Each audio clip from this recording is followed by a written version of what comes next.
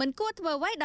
ដែលពីមួយឆ្នាំទៅមួយឆ្នាំទេជំនួបពិសេសរវាងលោកបណ្ឌិតសភាចាហងជួននរងនិងមន្ត្រីចំនួនថ្មី800អង្គនាក់បើកកាយអាចកំបាំងនៃរបបកំណែទម្រង់អប់រំ10ឆ្នាំចុងក្រោយ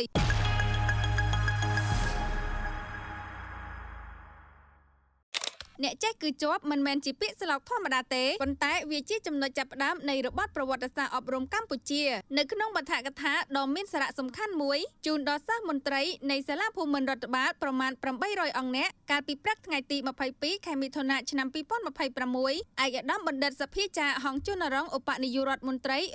ក្រសួងអប់រំយុវជននិងកីឡាបានទម្លាយនៅយុទ្ធសាស្ត្រគន្លឹះនិងដំណាក់កាលធំទាំង4នៃកំណែទម្រង់វិស័យអប់រំដែលឆ្លងកាត់ការផ្លាស់ប្ដូរជាង10ឆ្នាំចាប់តាំងពីឆ្នាំ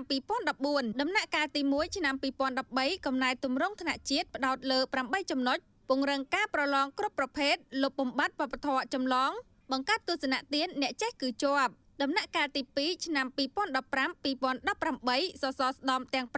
ផ្ដោតលើគោលនយោបាយគ្រូបង្រៀនអធិការិកិច្ចនិងកម្មវិធីសិក្សាដំណាក់កាលទី3ឆ្នាំ2019-2022កម្រិតសាលារៀនជំរុញសាលាចំនួនថ្មីនិងពង្រឹងការគ្រប់គ្រងថ្នាក់រៀនផ្ទាល់ដំណាក់កាលទី4បច្ចុប្បន្នការកសាងប្រព័ន្ធនិងសមត្ថភាពដោះស្រាយបញ្ហាជាលក្ខណៈប្រព័ន្ធនិងការដាក់ចេញស្តង់ដារសាលារៀនគំរូទស្សនៈដាស់តឿនដ៏មានតម្លៃពីរដ្ឋមន្ត្រីដើម្បីធ្វើកំណែទម្រង់ជោគជ័យត្រូវរកឲ្យឃើញចំណុចគន្លឹះដែលធ្វើឲ្យមានការផ្លាស់ប្ដូរដ៏ល្អប្រសើរហើយចាំបាច់ត្រូវតែមានអ្វីដែលឆ្លើយតបនឹងបរិបទសង្គមពិភពលោកនិងការវិវត្តថ្មីនៃបច្ចេកវិទ្យាសកលបច្ចុប្បន្នក្រសួងកំពុងយកចិត្តទុកដាក់ខ្លាំងលើសុខភាពកុមារតូចក្នុង1000ថ្ងៃដំបូងកម្មវិធីផ្ដល់អាហារតាមសាលារៀនប្រើកសិផលសហគមន៍ការដំឡើងវិវត្តនិងលើកកម្ពស់គុណវុឌ្ឍិគ្រូបង្រៀន